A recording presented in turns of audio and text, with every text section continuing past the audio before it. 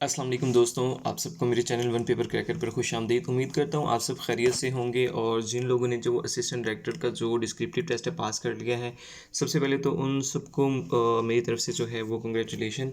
और मज़ीद अल्लाह ताला आपको कामयाबियाँ अता फ़रमाए। और जो है मेरी दुआ है कि आप लोग जो है जो शख्स भी मेहनत कर रहा है इस जॉब के लिए, तो अल्लाह ताला जो है उसको अजर दे। तो स्टार्ट करते हैं हम आज की वीडियो। सबसे पहले मतलब हम देखते हैं कि ये जो एडी का एमडी का साइकोलॉजिकल टेस्ट है 2023 का जो अभी हो रहा है, इसकी इंस्ट्रक्शंस हम देख लेते हैं।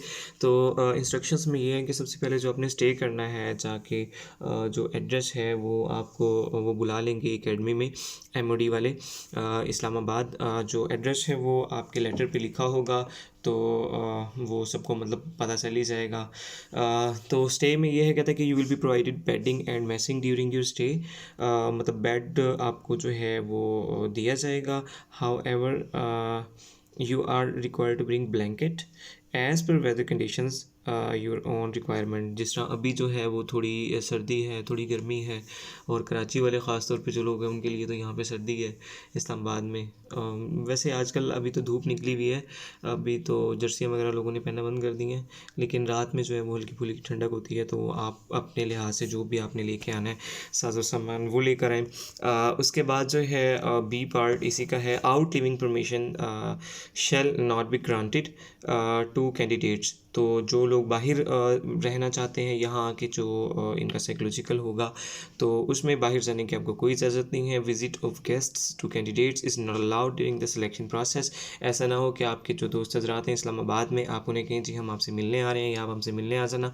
तो इस तरह का कोई सीन नहीं होगा वहाँ जाके। आप जो है टोटली बाउंड होंगे जब तक वो खुद आपको रिलीव नहीं कर देते। Candidates will not be allowed to go outside MOD building premises और visit any office residential area during entire duration of stay. तो देखें, ना तो आप उनकी बिल्डिंग को छोड़ सकते हैं, जो उनकी प्रेमिसेस हैं, जो उनका अहाता है वो आप नहीं छोड़ सकते, और कोई भी दूसरा जो है ऑफिस या रेजिडेंशियल एरिया जो है आप वहाँ पर नहीं जा सकते। Laundering and canteen facility will be available to candidates on payment. तो इसके लिए आप कुछ पैसे लेके जाना। तो पैसों का भी आगे उन्होंने जिक्र किया हुआ है कि कितने लेके आने हैं और कैसे लेके आने हैं। उसके बाद है, candidates are advise to bring their own toiletries, जिसके अंदर आपका साबुन है, तौलिया है, आपका टूथब्रश है, और इसके अलावा अगर आप ऑयलिंग करते हैं तो ऑयल अपना साथ ले जाएं, और भी लोशन वगैरह, क्रीम श्रीम, जो भी चीज़ें हैं आपकी इस तरह की, तो वो अपने साथ लेके जाइएगा। उसके बाद जो है वो डॉक्यूमेंटेशन का एक उसमें पार्ट है। तो उसमें कहते हैं वो कि आप जो कैंडिडेट्स हैं are supposed to bring following documents, जिसमें एक अटेस्टेड फॉर कॉपी लेके जाएंगे। किस चीज़ की? आप ऑल एजुकेशनल डॉक्यूमेंट्स की, जिसमें मैट्रिक से लेके जो लास्ट डिग्री आपकी है। सपोज मास्टर पे आपने अप्लाई किया है, मास्टर की बेस पे, लेकिन मोस्टली लोग हैं उनकी एम फिल भी है, तो आप जो एम फिल की डिग्री है लास्ट, वहाँ तक आप अटेस्ट करवा के वो लेकर जाएंगे डॉक्यूमेंट्स के अंदर। सेकेंड पॉइंट इसमें यह है कि आपने क्या करना है, 2 attested copies of CNIC and domicile certificate. तो ये भी आपने लेकर जाना है। 8 passport size photographs with blue background. तो काफ़ी लोग ये क्वेश्चंस करते हैं कि कोई और बैकग्राउंड जैसे वाइट में उनके पास ऑलरेडी पड़ी हुई है तो वो लेकर जा सकते हैं? नहीं जी, आप सिर्फ ब्लू बैकग्राउंड में लेकर जानी है, और पासपोर्ट साइज़ ना के 1 बाय 1 की लेकर जाएँ आप। राइटिंग मटीरियल और ड्रेस कोड जो है वो जो आपने लेकर जाना है वो क्या क्या है। Candidates will bring following items for psychometric testing, जिसके अंदर आप 3 जो है वो ब्लू पेन लेकर जाएंगे। उसके बाद एक क्लिप बोर्ड लेकर जाएंगे, ट्रैक सूट आप लेकर जाएंगे, जो कि आपका जो 3rd डे होता है वो फिज़िकल का होता है, तो ट्रैक सूट्स इसलिए आपके होने चाहिए। टी शर्ट्स आपके पास 2 होनी चाहिए। स्पोर्ट्स शूज़ आपके पास 1 जोड़ा होना चाहिए। सॉक्स वाइट 2 पेयर्स, और इसी तरह जो भी ब्लेज़र, स्वेटर, ट्रैक सूट लेकर आप जाएंगे। और for outdoor task, female candidates will be allowed to wear scarf, track suit, shalwar kameez along with sport shoes. तो ये थी आपकी कौन सी राइटिंग मटेरियल और ड्रेस कोड की। उसके बाद जो है मेडिकल फैसिलिटी के बारे में उन्होंने लिखा हुआ है। इंस्ट्रक्शंस जो आपको दी हुई हैं वो कहते हैं कि government of Pakistan does not pay any compensation for any candidate who gets injured during testing process. However MOD will accommodate the injured candidate for maximum possible medical treatment at their designated medical centres. तो पैसे शैसे आपके खुद के लगेंगे। अगर physical में आप कहीं डैमेज हो गए हैं तो अपना जो है वो सही पहले से ही प्रैक्टिस करके जाएँ, और खाना शाना अपना अच्छा रखें, डाइट अच्छी रखें, ठीक है, कि डेंजर ही ना हो जाए वहाँ पे जाके। मोस्टली जो है वो सिंध वाले लोग ऐसे हो जाते हैं, नाराज़ ना हो जाना सिंध वालों। तो उसके बाद जो मिसलेनियस चीज़ें हैं उसमें आपने क्या करना है, आपके जो बाल हैं और नाखून हैं वो कटे हुए हों दुरुस्त मानों में। उसके बाद bringing arms, weapons and private servants are prohibited, कोई चीज़ आप नहीं लेकर आ सकते साथ। इनमें से don't bring any precious jewellery, मतलब कोई कीमती चीज़ आप नहीं लेके आएंगे, जैसे कि ज्वेलरी है, इलेक्ट्रॉनिक आइटम्स हैं एंड कैश मोर देन 10,000। तो वही जो आपकी कैंटीन का और लॉन्ड्री का जो खर्चा होगा बस वही आप लेके आना है, और मज़ीद आपने कोई ज़्यादा पैसे नहीं लेके आने, ठीक है। कैश के अंदर एटीएम में तो चाहे आपके 10 लाख हों, doesn't matter. MoD is not responsible for any loss of valuable items. तो कोई चीज़ अगर आपकी गुम हो जाती है, जैसे कि कोई कीमती घड़ी है आपके पास एट्सट्रा, तो उसके लिए एमओडी ज़िम्मेदार ना होगा। और mobile phones, smart watches, USB और any other electronic smart gadgets are strictly prohibited. तो इनके अंदर से भी आप कोई चीज़ साथ नहीं लेकर जा सकते। तो फिर हम देखते हैं कि जो आपका डे फर्स्ट है उसमें आपका किस तरह होगा, और मतलब क्या क्या चीज़ें हैं। तो जो डे फर्स्ट है उसमें सबसे पहले आपका आ जाएगा personality test. Objective personality test होता है बेसिकली। तो इसके अंदर क्या होता है, इसके अंदर आपको दिए जाते हैं 5 ऑप्शंस। मतलब कि जो फर्स्ट ऑप्शन होता है वो होता है स्ट्रांगली अग्री का, सेकंड ऑप्शन होता है अग्री का, थर्ड ऑप्शन होता है न्यूट्रल, फोर्थ होता है डिसअग्री और फिफ्थ होता है स्ट्रांगली डिसअग्री। तो इसमें आपको जो है वो क्वेश्चंस दे दिए जाते हैं और थोड़े कंट्रोवर्शियल से क्वेश्चंस होते हैं। तो से कंट्रोवर्शियल से भी हो सकते हैं, अदरवाइज जो है वो क्वेश्चंस होते हैं जो आपकी पर्सनैलिटी को जांचा जाता है जिससे। तो ये क्वेश्चंस होते हैं तकरीबन 150 क्वेश्चंस आपको गिवन होते हैं, और आपको सॉल्व करने के लिए आपको 25 से 30 मिनट सिर्फ दिए जाते हैं। तो ये मतलब कि देखा जाए तो 1 मिनट में 5 या 6 क्वेश्चन बनते हैं। तो जो आपने करने हैं, तो ये बहुत ही शॉर्ट टाइम बनता है। तो इसकी प्रैक्टिस भी मैं करवा रहा हूँ अपने जो व्हाट्सएप के ग्रुप में है अभी एडीज़ को, और बाद में जो दूसरे पोस्ट हैं उनका जब आ जाएगा तो इंशाल्लाह उनको भी अकॉर्डिंगली वो करवाया जाएगा। तो एक तो ये हो जाएगा आपका। अच्छा, आपने जो है इसमें इंस्ट्रक्शंस कुछ आपको ये हैं कि पर्सनैलिटी टेस्ट जो आपका होगा इसके अंदर आपने कोई भी क्वेश्चन अनआंसर्ड नहीं छोड़ना।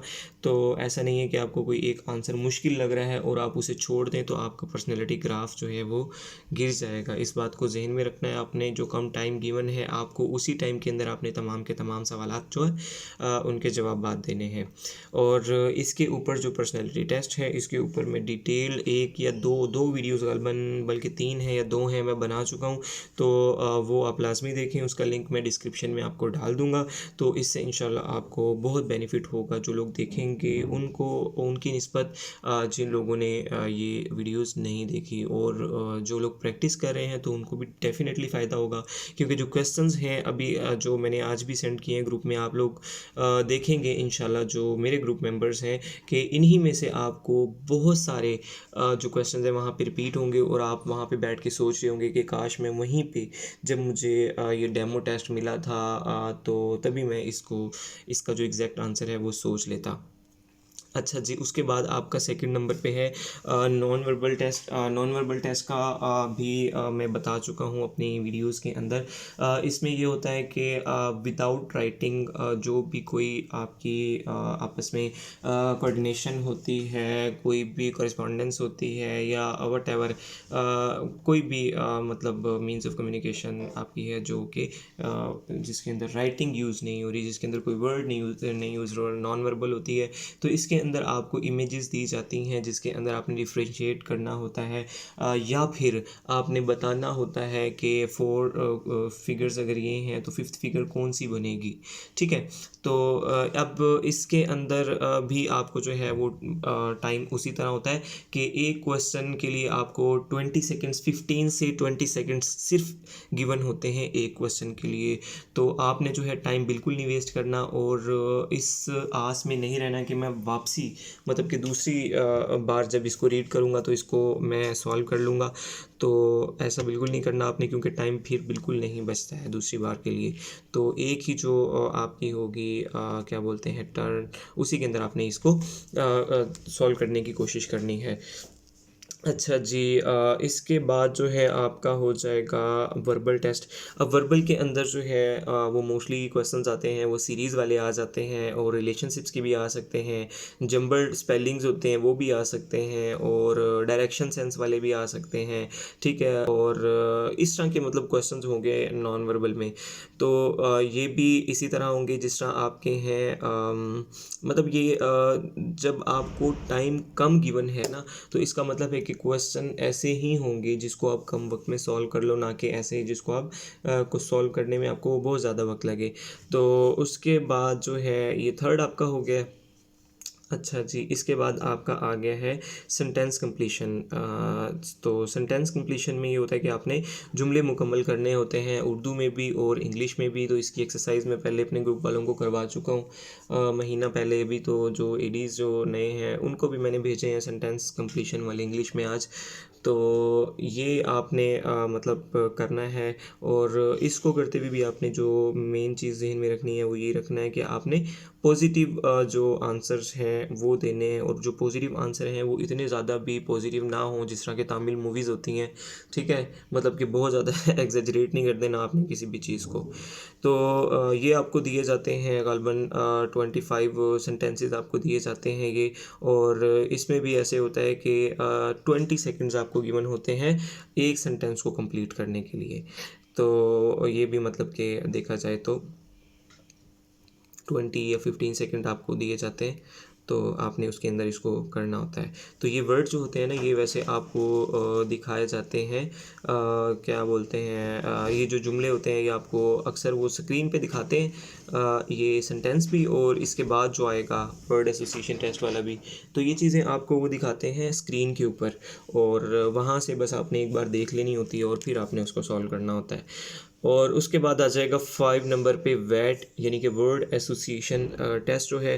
वर्ड एसोसिएशन टेस्ट के अंदर क्या होगा, अब आपको एक वर्ड गिवन होगा और उससे आपने एक जुमला बनाना होगा, या फिर उससे आपने एक दूसरा वर्ड बनाना होगा। तो वो आपको इंस्ट्रक्शंस वहीं पे बता दी जाएंगी कि आपको एक वर्ड दिया गया है, जिस तरह के एक वर्ड दे दिया गया जन्नत, तो अब इसका जुमला बनाना है। तो वो बना देंगे आप, और अगर आपने इसके आगे एक वर्ड लिखना है जिस तरह कि जन्नत का आपके ज़हन में पहला वर्ड यही आता है दोज़ख, तो आपने वो अगर लिखा है तो ये दोनों मतलब इसकी पॉसिबिलिटीज़ हो सकती हैं जो वैट है, वर्ड एसोसिएशन टेस्ट है। तो ये भी आपको इसी तरह फॉर 10 सेकेंड्स जो है आपको शो किया जाता है, और उसके बाद जो है वो ऑटोमेटिकली गायब हो जाता है, और जो 10 सेकेंड के अंदर आपने देखना भी है और फ़ौरन से उसको आगे लिखना भी है।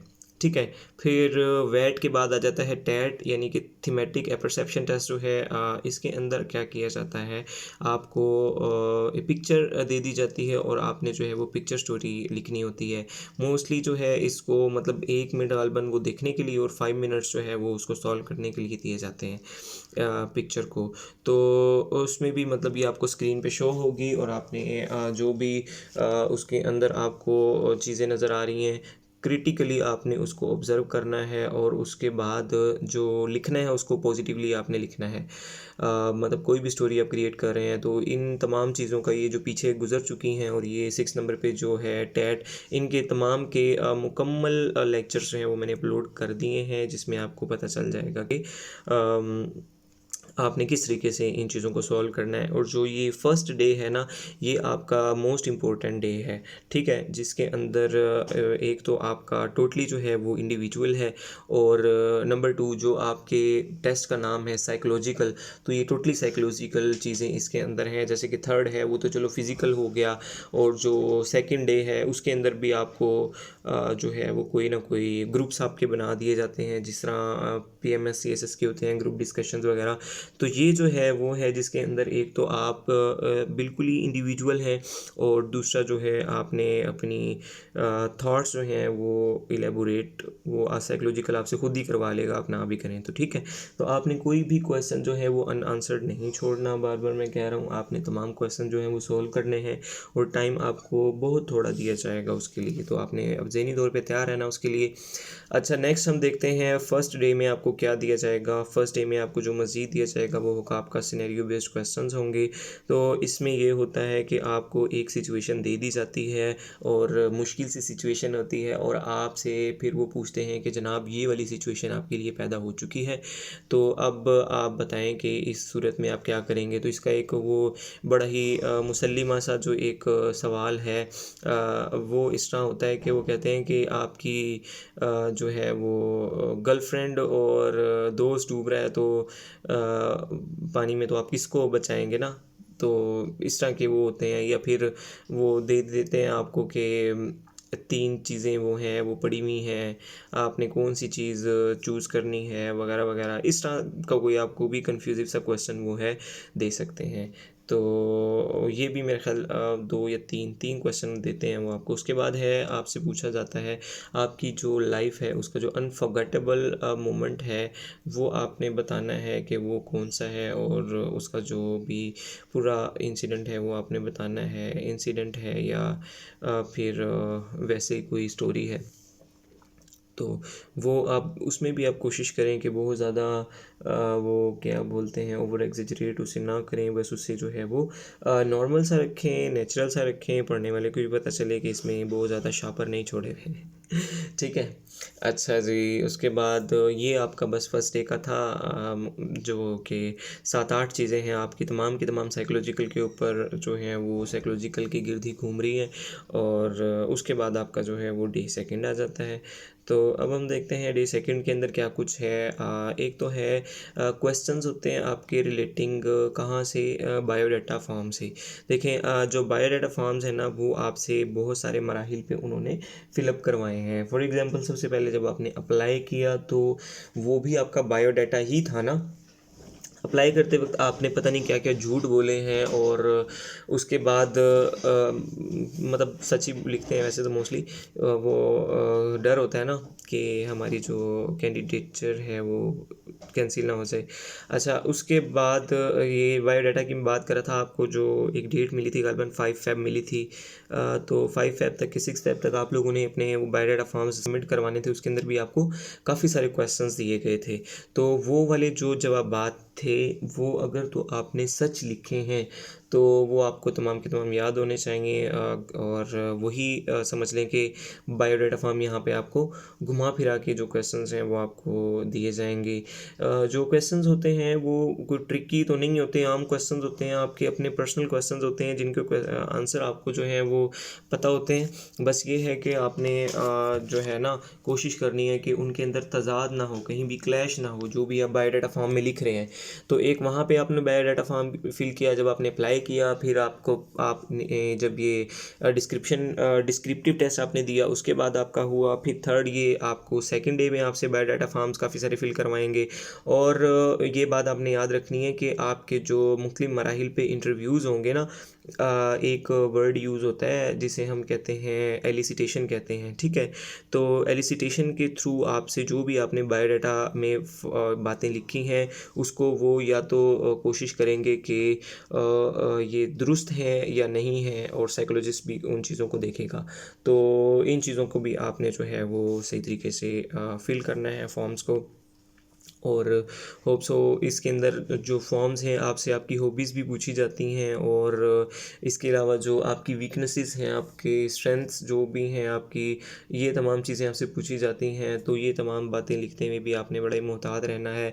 ऐसा ना हो कि आप जो है वो इसके अंदर कोई ऐसी खामी अपनी लिख दें गलती से। वो है ना, चले छोड़े मीम है वो तो गलती से आपने नहीं करना कुछ भी, इस तरह की कमज़ोरी नहीं लिखनी कि जो रीड करे उसको उसके बाद जो है वो कहे कि ये बंदा तो ज़हनी तौर पे ही दुरुस्त नहीं है, तो इसका यहाँ पे कोई काम नहीं है। तो बेशक आपके अंदर वो कमज़ोरी है लेकिन आपने बतानी नहीं है। ठीक है। अच्छा जी, और भी कोई एक आधा पॉइंट था मेरे जहन में भी निकल गया है यहाँ से। तो बहरहाल जो भी आपने चीज़ लिखनी है बायोडाटा फॉर्म में वो आपने याद रखनी है। तो ग्रुप डिस्कशन है, जो लोग हैं PMS CSS में अपीयर हो चुके हैं उन लोगों को बड़े बेहतर तरीके से पता है इसका कि ग्रुप डिस्कशन क्या होती है। और इसमें आपको मतलब कि टॉपिक दिया जाता है, एक ग्रुप की शक्ल में भी टॉपिक दिया जाता है और सेपरेट भी आपको टॉपिक दिया जाता है। जो ग्रुप की शक्ल में दिया जाता है, सपोज़ आपको वो दे देते हैं एक टॉपिक कि फ्लड्स जो हैं वो क्यों आते हैं, ठीक है। तो वो अब आप अपनी अपनी ओपिनियंस क्रिएट करते हैं उसके अंदर और बताते हैं कि एक प्रॉपर मतलब आपकी जो ओपिनियंस हैं वो लॉजिकल होनी चाहिए, आएँ बाएँ शाएँ आपने नहीं करनी। तो बस ये एक मेरे ज़हन में इस वक्त आ रहा था टॉपिक।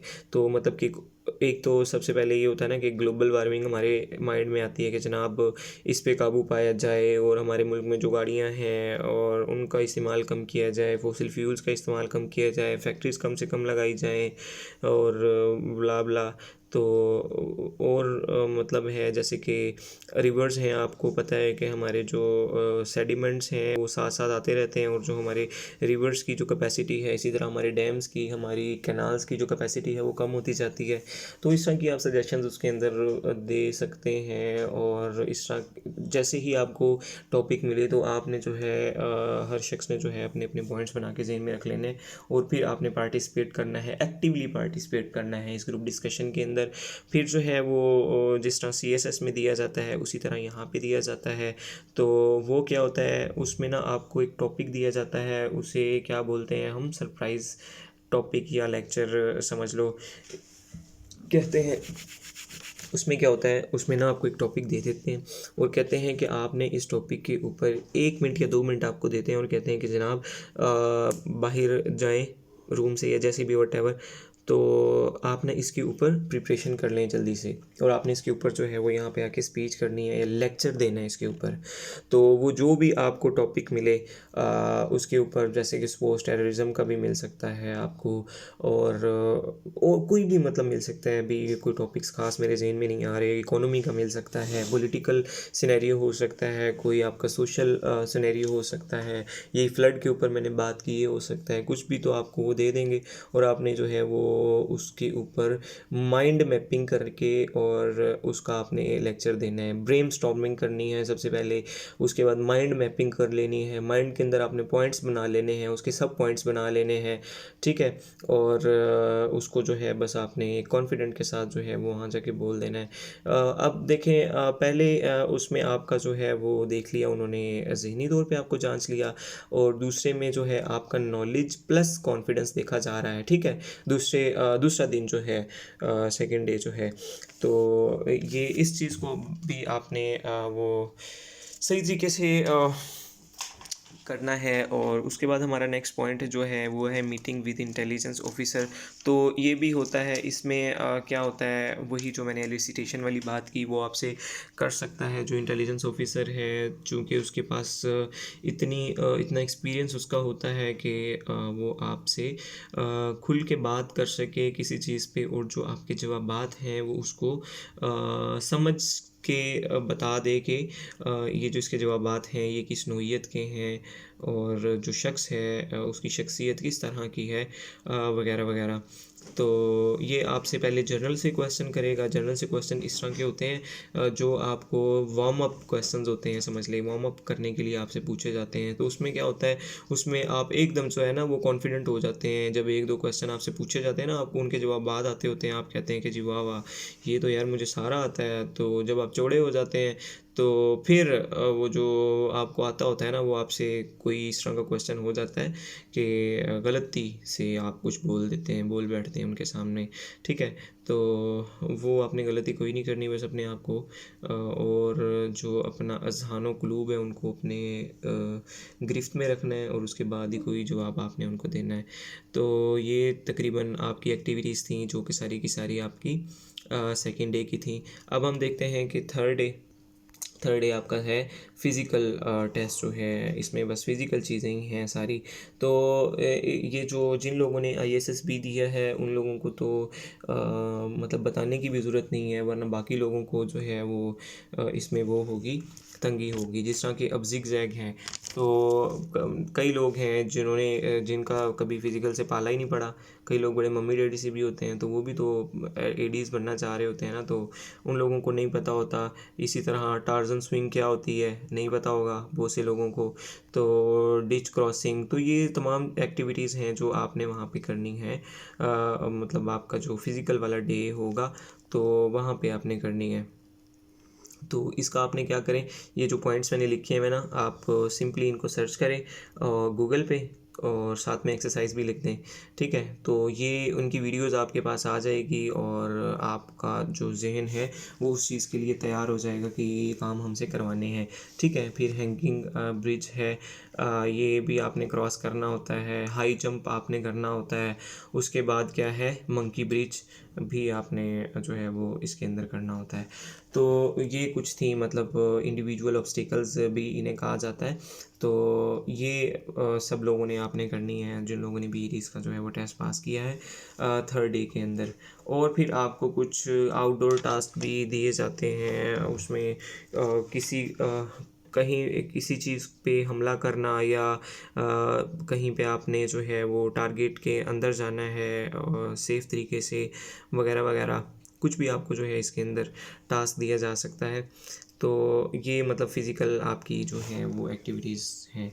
अच्छा, तो ये होप्स हो कि आपको काफ़ी चीज़ें क्लियर हो गई होंगी। और 4 डेज़ में जो है वो आपके इंटरव्यूज़ वगैरह, और बस यही चीज़ें होती हैं। तो आपका जो 4 दिन का होता है, ठीक है। तो अभी भी काफ़ी लोगों के जो है ना काफ़ी सारे क्वेश्चंस होंगे। कई लोग जो हैं वो पूछते हैं कि सर इसके पर्क्स एंड प्रिविलेजेस क्या हैं, कई पूछते हैं कि आगे का प्रोसेस क्या है, इंटरव्यू कैसे होगा, वगैरह वगैरह। तो उन सब के लिए जो है एक ही आंसर है कि अभी सिर्फ आप साइकोलॉजिकल पे तवज्जो दें, और साइकोलॉजिकल अल्लाह करे आपका क्लियर हो जाए, तो उसके बाद जो है वो बाकी चीज़ें वो भी हो जाएंगी। अच्छा, एक और चीज़ जो है, जिस तरह कि आप लोगों को पता है कि प्रिपरेशन वगैरह मैं वो करवाता हूँ साथ साथ। ये एडीज़ की भी चल रही है, इससे पहले भी मैंने एक ग्रुप अपना जो है वो बनाया हुआ था साइकोलॉजिकल का। तो उसमें जो है वो, जिस तरह कि ये मैं आपको दिखाता हूँ, अब ईडी का शॉर्ट लिस्टेड वाला मैंने एक ग्रुप बनाया हुआ है, आपको नज़र आ रहा होगा। अब ये 31 पार्टिसिपेंट्स हैं, तो सिर्फ वही लोग हैं जो शॉर्ट लिस्ट हुए हैं। तो इन लोगों, जो अगर कोई और ईडी जो साहिब है, साहिबान हैं, तो वो इसके अंदर शामिल होना चाहता है, तो वो भी आप मुझसे क्या करेंगे, जो आपको मैसेज आया है, जो आपका next qualified for next phase वाला है, उसका मुझे स्क्रीनशॉट भेजेंगे। एक छोटी सी 200 की रजिस्ट्रेशन फ़ी पे करेंगे, और आप मुझे जो है वो व्हाट्सएप पे भेज देंगे। तो आपको जो है वो टास्क मिलेंगे। जिस तरह के देखें, ये मैंने दिया हुआ है एक टास्क, अगर इसको आप ओपन करें तो आपका जो पहला पहला जो फर्स्ट डे होगा, उसके अंदर जो आपके पर्सनैलिटी टेस्ट होंगे, तो वो आपने इस तरह करने हैं। ठीक है, जिस तरह देखें लिखा हुआ है, consider my self an average person, आपने अब इसके साथ जो है वो अग्री या डिसअग्री करना है। ठीक है, तो अब ये सबसे ऊपर अगर हम जाएँ, यहाँ पे आपको नज़र आ रहा होगा, ये लिखा हुआ क्वेश्चंस, अप्रोक्सीमेटली 150 क्वेश्चंस हैं, और टाइम गिवन है आपको 30 मिनट्स। तो 25 होते हैं या 30, इतना ही टाइम होता है, इससे ज़्यादा नहीं होता। तो ये 150 क्वेश्चंस ही हैं तकरीबन। तो ये आपने जो है इनको अच्छे तरीके से रीड करना है, और उसके बाद जो है सबमिट कर देना है ये एंड पे आके। इसी तरह आपको जो है बाकी भी मतलब टेस्ट हैं वगैरह वगैरह। तो ये था एक कंप्लीट प्रोसीजर, इंस्ट्रक्शंस, और तमाम चीज़ें इसके अंदर कवर हो गई हैं। फिर भी किसी का कोई क्वेश्चन हो तो मैं डिस्क्रिप्शन में अपना व्हाट्सएप नंबर डाल देता हूँ, तो वो मुझसे पूछ सकता है। बहुत बहुत शुक्रिया, अल्लाह हाफ़िज़।